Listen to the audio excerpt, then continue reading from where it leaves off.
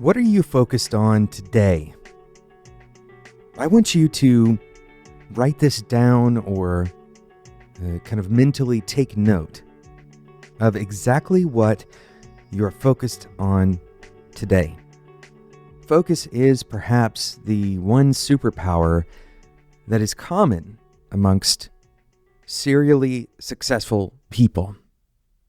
In today's episode, we're going to talk about an anti-pattern, a management anti-pattern. And in fact, we're going to do this all week long. A management anti-pattern that totally destroys focus. And we're going to talk about a refactoring solution for this anti-pattern. My name is Jonathan Cottrell. You're listening to Developer T. My goal on the show is to help driven developers find clarity, perspective, and purpose in their careers. So this week we are focusing on management anti-patterns, and I want to take a step back before you as a non-manager developer, before you turn this episode off. I want you to understand something, that management is not about a title. Management is not about a role on a team, although there certainly are distinctly important roles for managers on healthy teams. Depending on kind of how your team is structured, management is something that we all have to do. And the basic thesis here is that no one else is going to care about your time or have as much insight into the time that you spend and to your values, your priorities, as you are. Even if you were to share everything that you're feeling and thinking with another person, they won't experience it to the same visceral degree that you will. And so, as the person who is most bought in, the person who cares the most about how your time and how your efforts are managed, how your life and work are managed, only you have the opportunity to take the responsibility to become a good manager for yourself.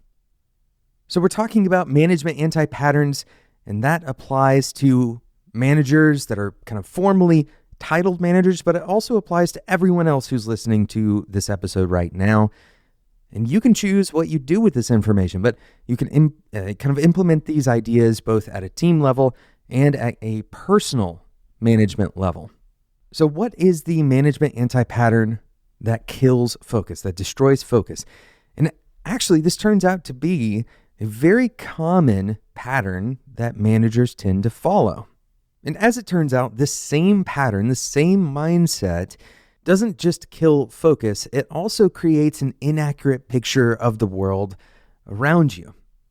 This anti-pattern that we're talking about is the pattern of false equivalence.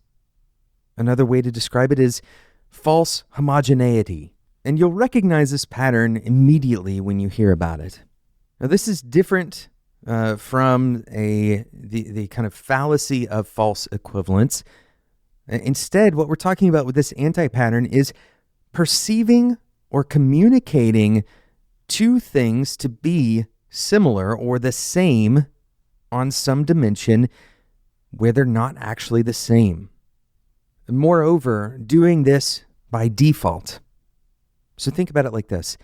Imagine that you have a backlog of tasks. And you and your team are supposed to kind of start working on those tasks and building a product, right? So this anti-pattern would show up immediately if I, as a manager, said, well, all of these tasks are equally important. All of them have the same level of criticality to this project. So what do you do with this information as a developer?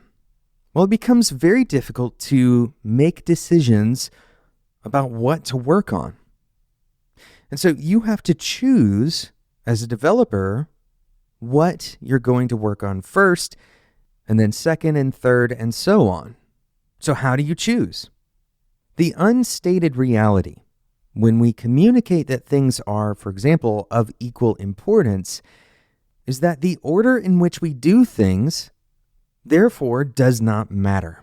Because implicitly, if something is more important than another thing, on a timeline, it makes sense, it kind of makes logical sense to do the most important things first. And indeed, this is a good heuristic that we have kind of built into our brains when we're trying to organize what work we want to do. And here's the problem.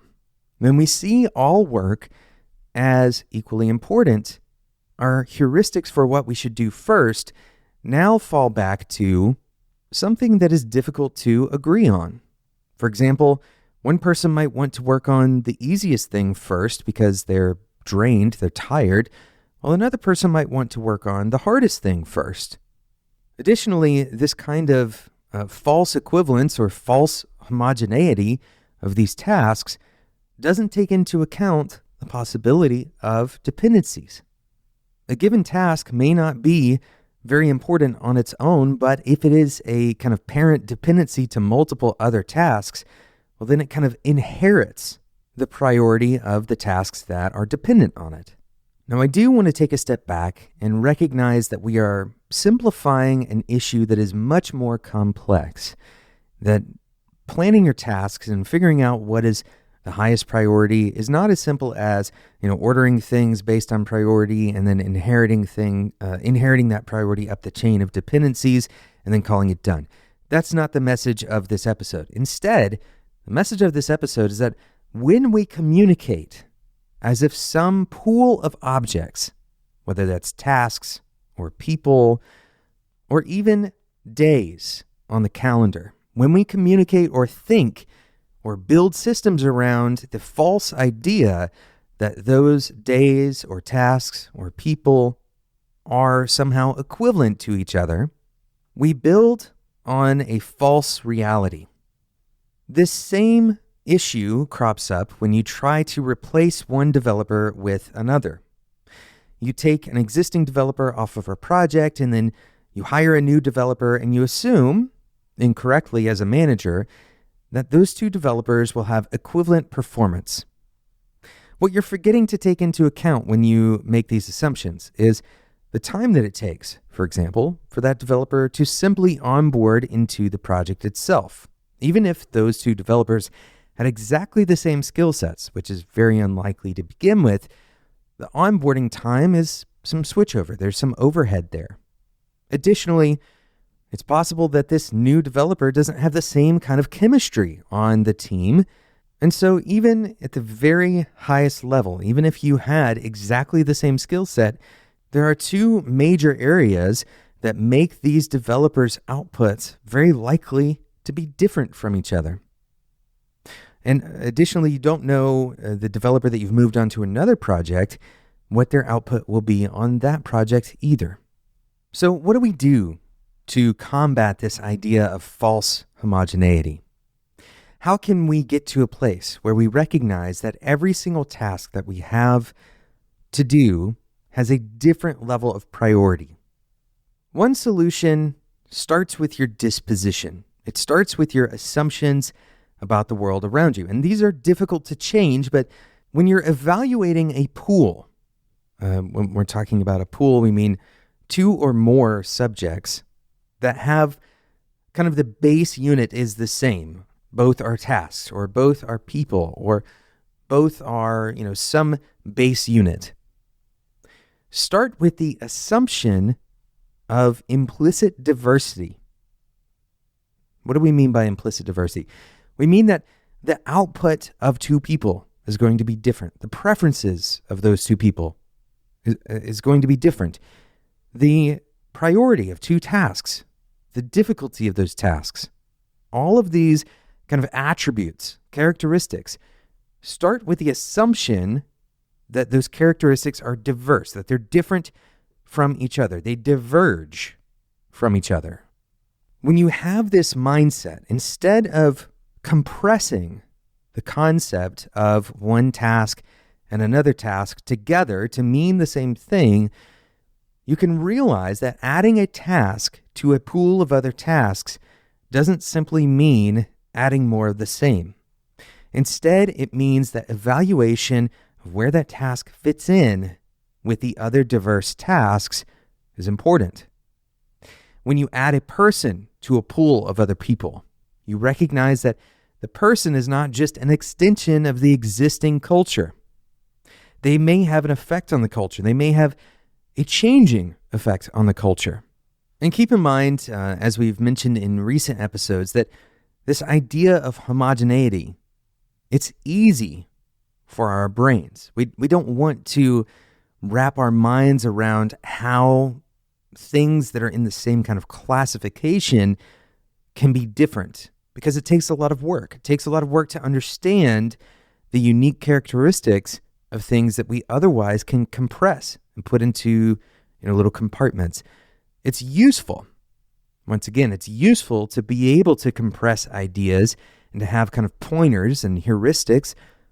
But when we're trying to plan and when we're trying to act as good managers, it can be debilitating to falsely plan based on the assumption that things have some common characteristics, that they have uniform characteristics. Instead, we need to understand how things are different. And the way that this kills focus is that when you have everything kind of pooled together as the same, in particular, when you have a bunch of tasks that you view as all the same level of priority, it's difficult to know what to do. And you end up being paralyzed by trying to analyze what to pick up. It's also a very bad pattern for software development because choosing tasks at random tends to produce software that just doesn't make sense. It's not cohesive as a product. A much better product strategy is to think about what is absolutely essential.